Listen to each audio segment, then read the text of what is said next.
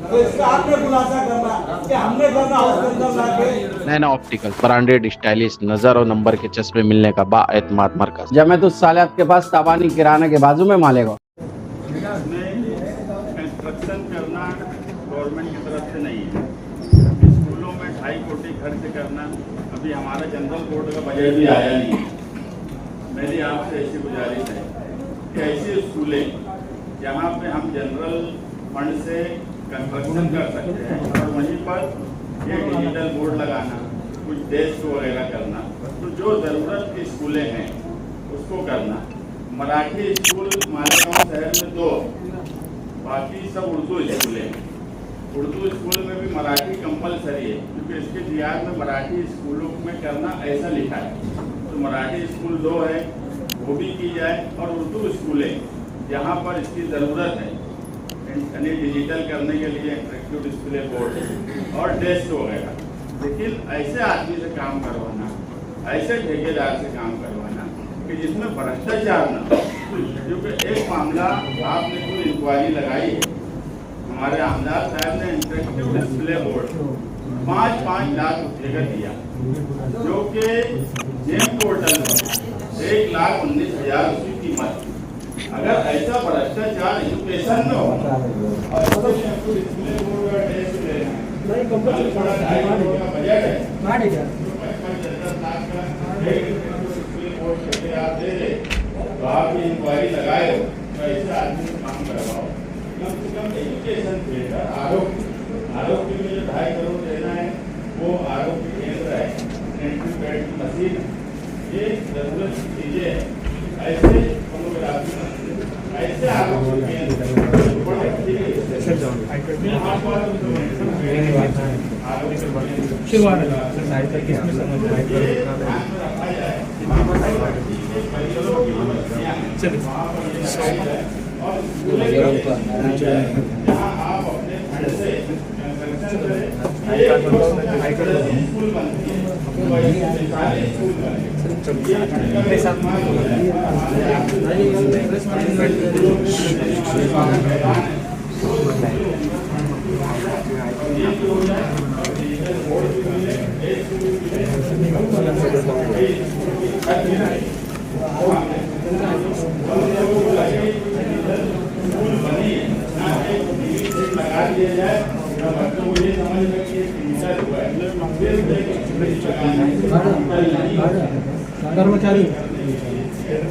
कर्मचारी कर्मचारी कर्मचारी कर्मचारी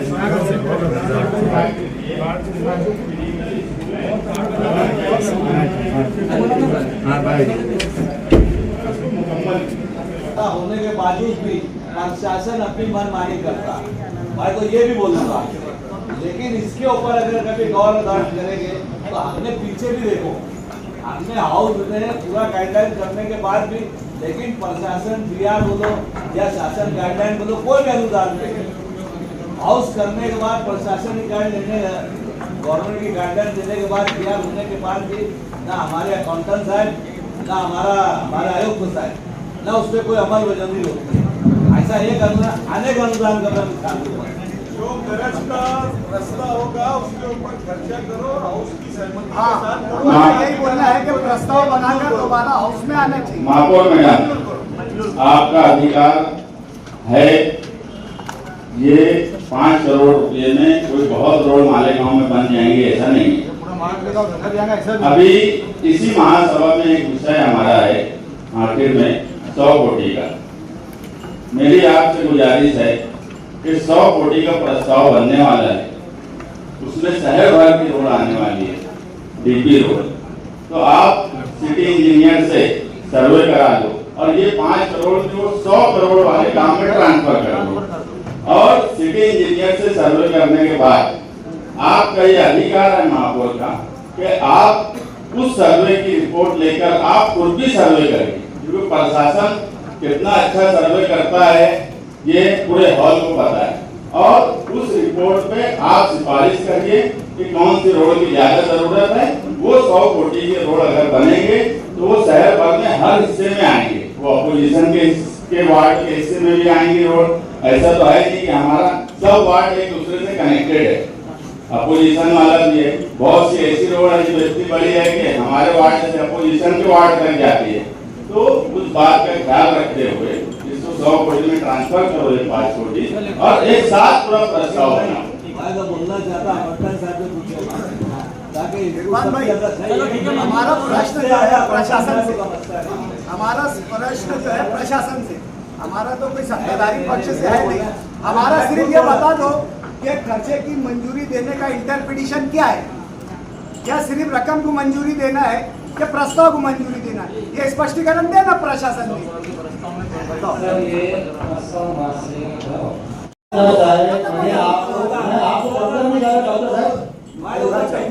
आपको बंधन नहीं कर डॉक्टर साहब, मैंने यही है, आपको सिर्फ मंजूरी देना है, अपने को कलेक्टर साहब जाएगा और जो शहर के अच्छे हित में जो रोड रहेंगे सारे खटनेता बैठ के उसको तय कर लेंगे। मैंने यहाँ पे महासभा के अधिकार का हनन हो रहा, मैं समझ रहा, मेरी मालूमात मुझे जैसा लग रहा कि हमने इससे पहले हमारी प्रथा रही है कि हमने प्रस्ताव समेत मंजूरी दी है, आज हम सिर्फ खर्चे को मंजूरी दे रहे, कल कैसे मालूम पड़ेगा? तो सिर्फ प्रशासन मालूम पड़ेगा, बता नहीं रहेगा उसके अंदर। प्रशासन से हमारा सवाल है, महापौर मैडम आपके माध्यम से मेरा आयुक्त साहब से सवाल है कि तुम ये क्वेश्चन को कैसे इंटरप्रेट कर रहे हैं, मुझे ये बताओ। महापौर मैडम, एक मिनट, मेरे आयुक्त साहब से उत्तर ले यह बात है, गवर्नमेंट ने 5 करोड़ मंजूर करे हैं। ये 5 करोड़ में कौन से काम लेना प्रशासन का अधिकार नहीं है। जो गाइडलाइंस है वो महासभा तय करेगी कि भी कौन से काम उसमें लेना है, या महासभा को अधिकार देगी कि भाई तुम गठन करके मीटिंग लो, या अधिकार देने के बाद नहीं तो यही तय होना कि कहाँ क्या काम लेना है क्या नहीं तो किसी को अधिकार देगी गवर्नमेंट से कि भाई आपको अधिकार दिया, तुम सबके तालमेल करके काम किया। हमारी उप सूचना ले लो मैडम, इसमें जब भी इस पे कोई प्रस्ताव बनेगा तो हमारे विपक्ष उसमें शामिल। ठीक है, ले लो, चलो। 100 कोटी में इसको डालना पैसा, ऐसा प्रस्ताव के अंदर है। 100 कोटी के जो रास्ते अंदर निकालना, 5 कोटी उसमें ट्रांसफर करना। एक दूसरे में कैसे बात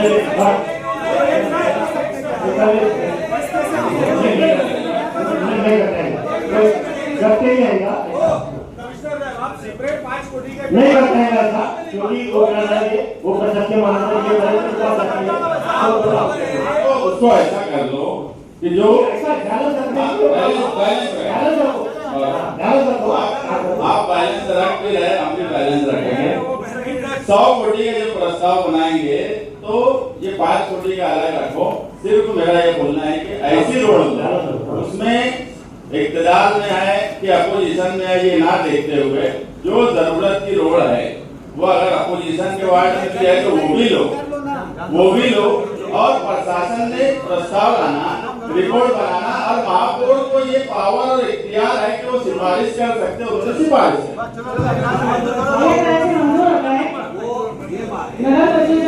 क्या बोले सुन लो। मेरा खास तौर से बार बार मैं बोल रहा कि इसमें तो मैं बोलता अभी बड़ा राय मसूरा पट्टन साइड चलो नहीं, मैं अगर बोल रहा हूँ आप समझ रहे, मेरा ये बोलना है जब तुम मैंने शासन में दिया गोली मानते, मेरी बात आप समझ रहे, मैं कहाँ से बोलना चाह रहा। तो इसके लिए अगर कभी ये चीज को अगर हम बोलेंगे तो इसका उल्लेख इसके लिए बोल रहा कि उनसे खुलासा कर लो। मैं इसके लिए बोल रहा साहब, ये बात अगर सदस्यों को नहीं मालूम है, लेकिन मैं आपको ये बोल रहा कि यहाँ पे बिल्कुल शासन के डीआर का, शासन की गाइडलाइन का पूरी धज्जी उड़ा देते। बात एकदम क्लियर बोल रहा, तो इसका आपने खुलासा करना कि हमने करना हाउस के अंदर लाके आने वाली महासभा मैंने क्लियर करना क्या आने वाली महासभा आपने बोलो तो मैं आपको बोला आने वाली महासभा में मैं मेरे कलेक्टर के मेरी यादी पे मैं इससे लाता हूँ। कौन सा शासन का डीआर का इसका अमल करता प्रशासन नहीं, ठीक है मंजूरी दो। बात अरे बहुत सारी चीजें जो हमारे सदस्यों को नहीं मालूम है, घेरा बनाने का काम करते हैं। अरे हम तो पहले ही बोले कि इन्होंने कामों को छोड़, अरे डीआर को नहीं मानते शासन, ये तो हमारा बोलना है, अपनी मनमानी चलाते हैं। मजदूर कामों को छोड़कर दूसरे टेंडर हुए लाखों करोड़ों रुपये बढ़ाया, ये तो हमारा भी बोलना है। करोड़ों रुपये बढ़ाए। इरफान भाई की सूचना लो। शुक्रिया भाई, शुक्रिया।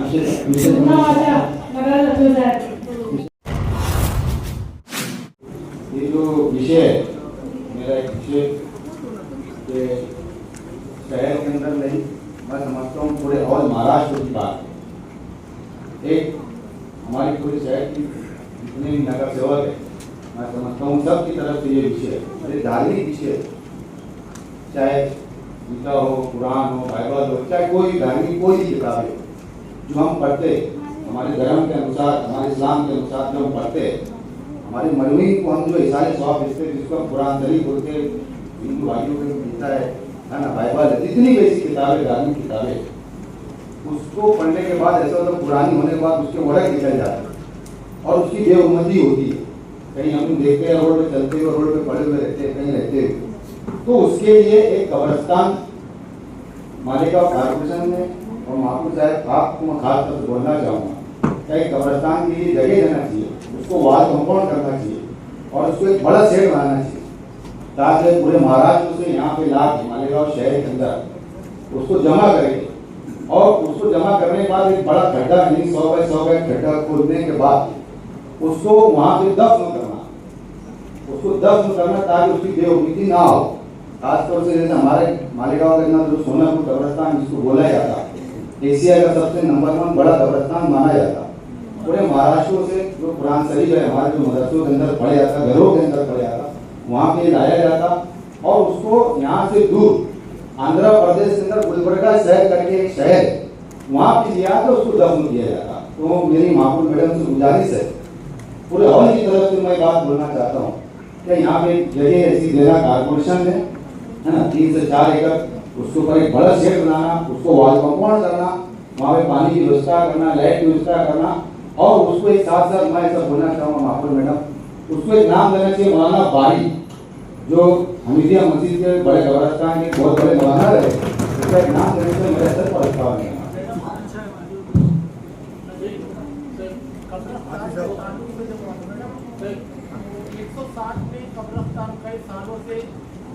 अभी है उसका विषय है, अभी विषय है उसका, उसके बाद मॅडम हा जो विषय ठेवला आहे 56 नंबरचा साहेबांनी, तो खरोखर चांगला आहे, तो एक धार्मिक गोष्ट आहे।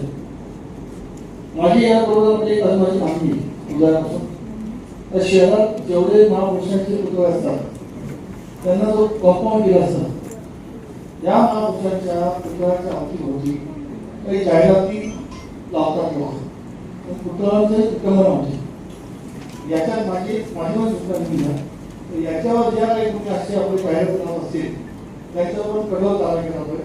तर महापुरुषांच्या पुतळ्याचं उत्क्रमण होती, माझी आपल्याला विनंती महापुरुष या विषयावर त्याची पण तुम्ही सूचना घेऊन घ्यावी ही नम्र विनंती।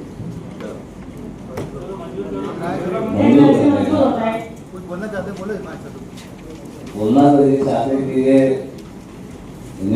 हमारे मजहब और हमारे धर्म से कुरान शरीफ न किसी केमिकल से न किसी मशीन से, इसे खाली आजी साहब ने जो प्रस्ताव लाया मैं मुबारकबाद देना चाहता हूँ शहर की तरफ से, लेकिन ये उतनी बात और उतनी वो चीज़ें ध्यान देने वाली चीज़ है कि शायद प्रशासन सोच रहा होगा वाल कंपाउंड करके शेड बना के हमारा काम हो जाता है, लेकिन ऐसा नहीं है।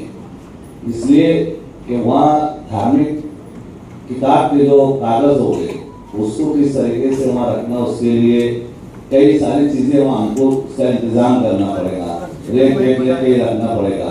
उसके लिए ऐसा है कि कहीं से ऐसा भी नहीं होना चाहिए जिसकी वजह से हालात बदले। ये सारे जो अपने तबीयत से जो है वो सारी चीज़ों का बोलना इसलिए हमारा ज़रूरी है ताकि ये आगे कोई अलग तरफ ना बातें जाए, तो इसके लिए तुमने गाइडलाइन पूरी देना।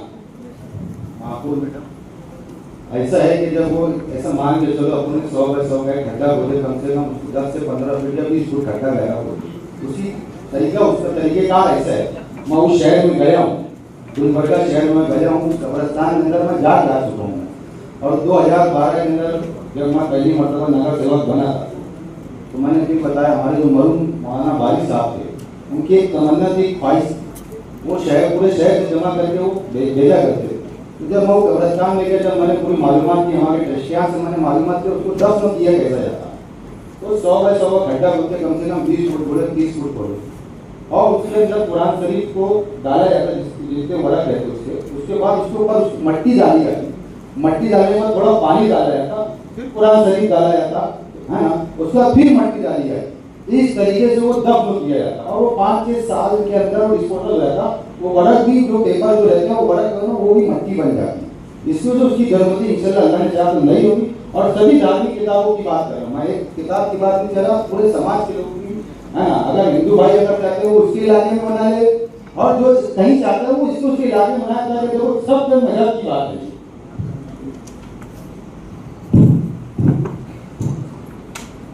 खारीदारी साहेबांनी जी सूचना मांडली ती अतिशय रास्त आहे, धार्मिक विषयाची निगडीत आहे।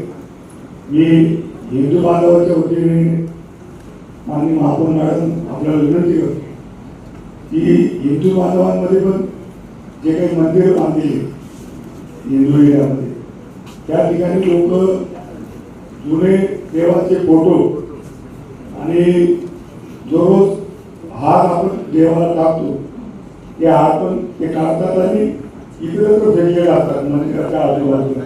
तर मी आपल्या माध्यमातून प्रशासनाला विनंती केली की त्या जुन्या झालेल्या फोटोंची, त्या पुस्तकाची आणि ते फुलहार ते अर्पण केले जातात याची योग्य पद्धतीने विल्हेवाट लावतो याची विनंती करतो।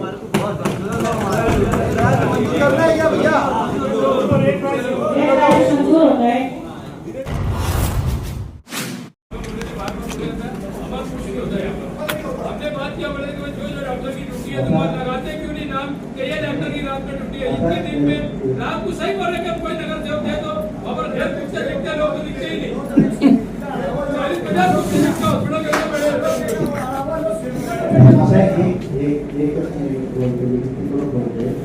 की आपल्याकडे एकच पद्धती आहे महापौर मॅडम, आपल्याकडे पूर्ण कॉर्पोरेशनमध्ये एक मिनिट आहे आणि तो 24 तास काम नाही करत। 8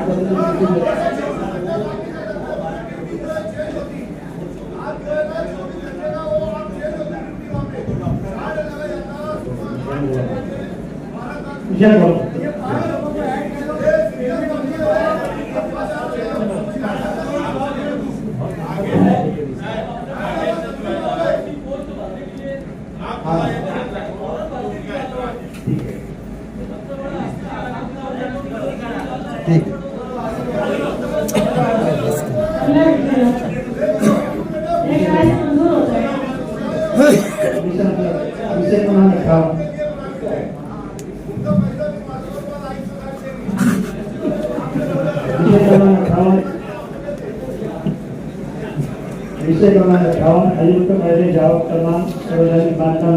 सबसे पहले आदमी कॉर्पोरेटर के हाथ से पानी के विषय पर चर्चा की। आपने बताया कि ये विषय इसमें खत्म होने के बाद में हम बाद में चर्चा करें। ये चर्चा होगा क्या, मुझे भी 2-3 विषय के ऊपर चर्चा लेकिन मैं शॉर्ट करना, तुमने 2-3 बोले बहुत टाइम लगा। आप बोलेंगे तो करेंगे नहीं चर्चा? नहीं करेंगे, करना नहीं, जैसे आप अगर बोल देंगे तो चर्चा ही नहीं करेंगे, उसके लिए अलग से लेंगे सभा।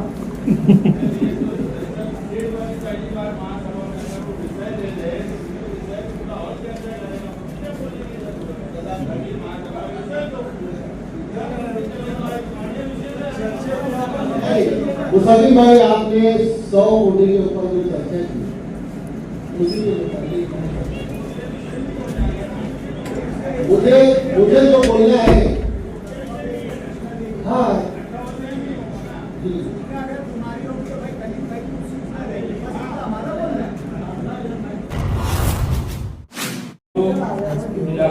ये इलाका जो है, इस इलाके में इतराफ की आबादी तेजी से बढ़ रही है। यहाँ से ऐसा लगा कब्रिस्तान, बड़ा कब्रिस्तान काफी दूरी पर होने की वजह से इलाके की आवाम को अपने मजलूम की कस्ती के लिए काफी दुश्मनियां का सामना करना पड़ता है। इस इलाके में कब्रिस्तान शुरू होता है तो इस इलाके और इतराफ के इलाकों की आवाम की खुशखबरी होंगी। मेयर साहिबा से गुजारिश है कि कब्रिस्तान शुरू करने की तजवीज को फौरी मंजूरी किए जाए। साथ में शेख गुबरान शेख उस्मान कुरैशी बिरादरान इस्लाम पार्टी की जानिब से शुक्रिया अदा करता हूँ। इन्होंने एक नेक काम को अंजाम दिया और अपनी करोड़ों की जमीन कारपोरेशन के हवाले करके कब्रिस्तान शुरू करने की गुजारिश की और सर्वे नंबर 107 वहाँ पर भी पूरा अधूरा काम पड़ा है, वो कब्रिस्तान को भी चालू करना चाहिए।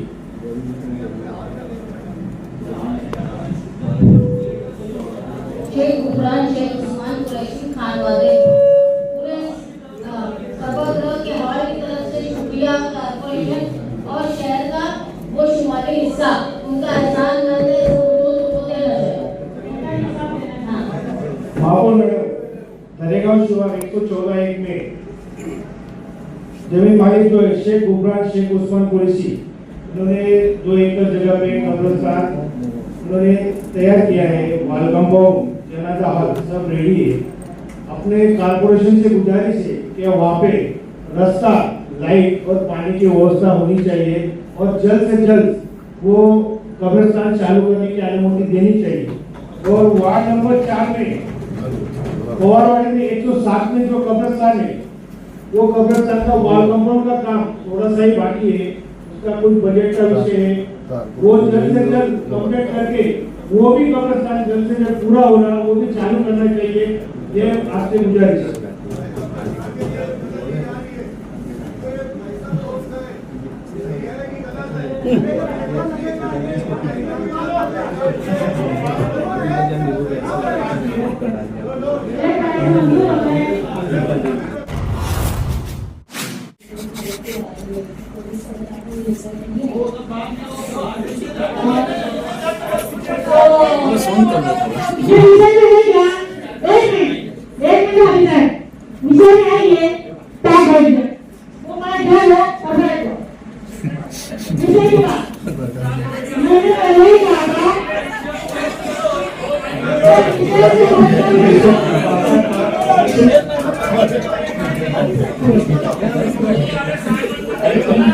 बैठेंगे ना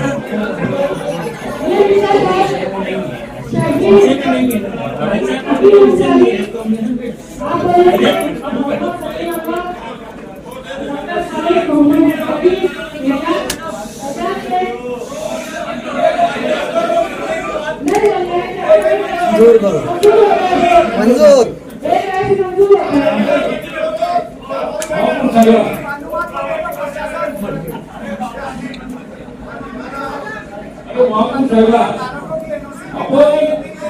अशा व्यक्तीमध्ये या ठिकाणी बोलला की त्या व्यक्तीबद्दल तर बोललं नाही तर ती वेगळी होत या शहरामध्ये आणि या सगळ्या बिंबळांच्या काय त्या भावना आहेत, या भावना समजून घ्या। तो ठराव आणला आणि तो ठराव मंजूर झाला, या पूर्णतेचे कार्य सुरू या सभागृहाचे ते प्रथम माननीय महापालिकेचे प्रथम महापौर या संदर्भात बोलत असताना थोडीशी त्यांच्याबद्दल विकृती ठेवली गेली पाहिजे। त्यांच्याबद्दल जे काही त्यांनी त्यांचा कार्यकाळ झालेला ते उचलली व्हायला ठीक आहे। आपण जे बाकीच्या गोष्टी करतोय जन्मशताब्दी वर्ष त्याचा सुरू होता, तर या संदर्भात मालेगावला निनाद साहेबांच्या अनुषंगाने मालेगावचा इतिहास आणि निनाद साहेबांचं कार्य हे महाराष्ट्राला कळायला हवं अशा पद्धतीने ती मांडणी व्हायला आणि त्याच्या संदर्भात विशेष महासभा फक्त निनाद साहेबांच्या कार्यावर या ठिकाणी व्हायला चालली आणि त्याचबरोबर मालेगाव महापालिकेने असा कार्यक्रम करायला पाहिजे जन्मशताब्दीच्या भागात। आमच्या मागे चर्चा झाली होती की आता बायोपिक येत आहे, या साहेबांवर जर बायोपिक काढायची म्हटली तर एक पिक्चर मध्ये पूर्ण होणार, 8-9 तासाची अशा पद्धतीने त्यांचे अनेक कार्य आणि अनेक गोष्टी आहेत की असं म्हटलं जातं की लीडर हो रे जो लोगों की सुने, लीडर हो की जो लोगों को बताए सीधा दिखाए, असे जे लीडर त्यांच्याबद्दल अनेक आख्यायिका आहेत, त्यांच्याबद्दल चांगले बोललं गेलं वाईटही बोललं गेलं, या सगळ्यांचा सहभाग राखून त्यांच्याबद्दल या भावना या सभागृहाने चांगल्या मनमोकळे पद्धतीने या ठिकाणी मांडाव्यात म्हणून माझी विनंती आहे की या निमित्ताने एक विशेष महासभेचं आयोजन या सर्वांच्या कार्यावर एक विशेष महासभेचं आयोजन या ठिकाणी करावं अशी मी सभागृहाला विनंती करतो। त्या लोकांनी न्यायालयाकडून काम केलं गावाकडे, त्यांना न्यायालयाकडे त्याचा आदर भाव असं नाव माझ्यावर न्यायालयामध्ये नावाने जाती नाव कुठले प्रतिनिधीमध्ये नाव माझी आपल्याला विनंती फार चांगला विषय त्याच्या समोर मी दादा विषय जो आहे माझे सहकारी दिनेश गांधीजी बोलले आपण त्याच्यावर विचार करून आज त्याच्या लवकरात करू शकतो.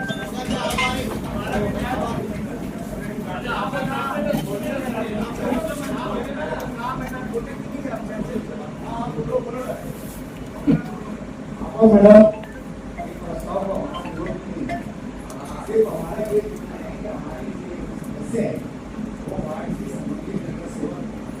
समाधान सिर्फ करा दो प्रशासन की तरफ से विषय को हमारा कोई विरोध नहीं है, विषय प्रस्ताव जो आया है हम उसके साथ हैं, सिर्फ हमारा इतना सिर्फ बोलना है कि एक महिला सदस्य है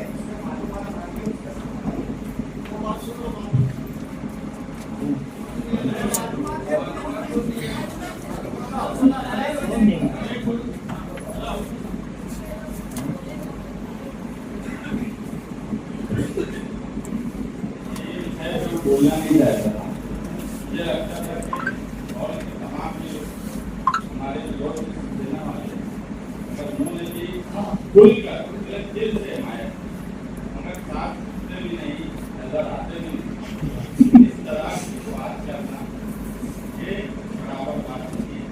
अगर यहाँ साहब का जन्मदिन दिवस के तौर पर कोई जगह पर एजुकेशनल के लिए महासभा में प्रस्ताव आया है तो न्याय साहब के मामले में एकदम साफ ऑलरेडी क्लियर हो या तो न्याय साहब के साथ में है या न्याय साहब के खिलाफ। मैं चाहता हूँ उनकी जिंदगी भी बहुत साफ होते हुए जिस तरीके से उनकी जिंदगी साफ खिलाफ में रहो या साफ साथ में रहो, इस तरह की पॉलिसी न्याय साहब के नाम पर जवाब मांगा जा रहा है। एजुकेशनल हब बनाने की वहाँ पर बात है जो हिमायत के लोगों का ये तरीका है, ये बिल्कुल गलत तरीका है। मेरा साफ बोले मुखालफत करना है मुखालफत करो, वोटिंग करवाना है वोटिंग करवा लो, ऐतराज नहीं है, ऐतराज नहीं है। अगर जिस तरीके से बात की जा रही है वो कहीं ना कहीं गैर मुनासिब बात है और ये तरीका बराबर नहीं है। महासभा को ये इख्तियार है कि वो न्याय साहब का नाम वहाँ पर दे, बनाने की बात मंजूर करे। अगर कोई वोट कराना चाहता है तो वोट करवा दे, सूचना लेके आए, मगर साफ उद्देश्य ही सामने आते नहीं आने जो पॉलिसी है वो उसकी मजम्मत करता है कि इस महासभा में जो तरीके का है आप बोलो ना कि हमको इसकी मुखालफत करना है।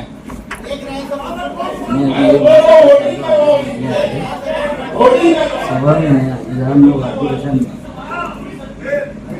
10-15 मिनट लगे तो बोलेंगे शुरुआत कर दो तुमसे फिर तुमको फोन कर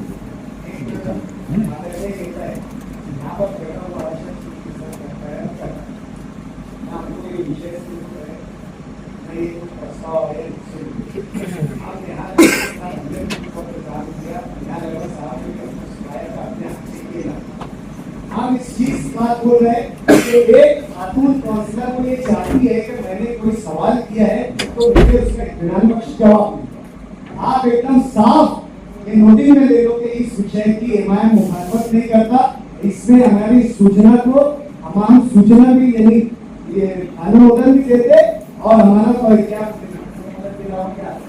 सूचना भी हमारी है, ये लोग मंजूरी, लेकिन सिर्फ ये हमारा हक है ना, ये हमारा हक है। एक सदस्य का हक, एक में सदस्य का हक, एक कानूनी मालूमात है, एक कानूनी मालूमात है, एक सदस्य का कानूनी हक है कि उसका पूछा कानूनी हक है और ये एक्ट ने उसको हक दिया है कि वो अपने पूछे गए सवाल का जवाब जवाब आने के बाद पहले आपने जवाब एक महिला सदस्य उसके समझो हमारी सूचना भी है और उसको अनुमोदन भी है, हमारी तजवीज की मंजूरी भी है। आपको जवाब देना नहीं चाहते क्या? आप एक कानूनी मालूमात की जवाब देना, आप एक कानूनी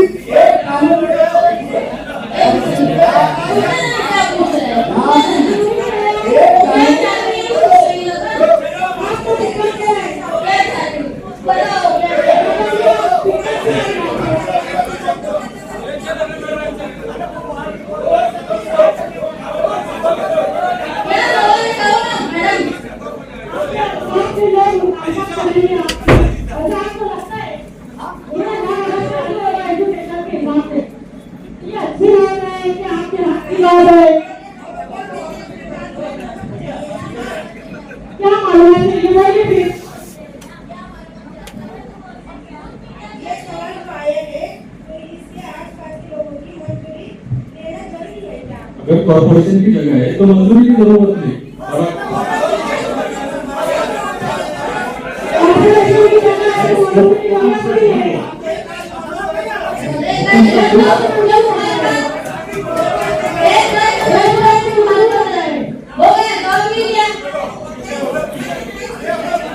खत्म हुए विषय काय का विषय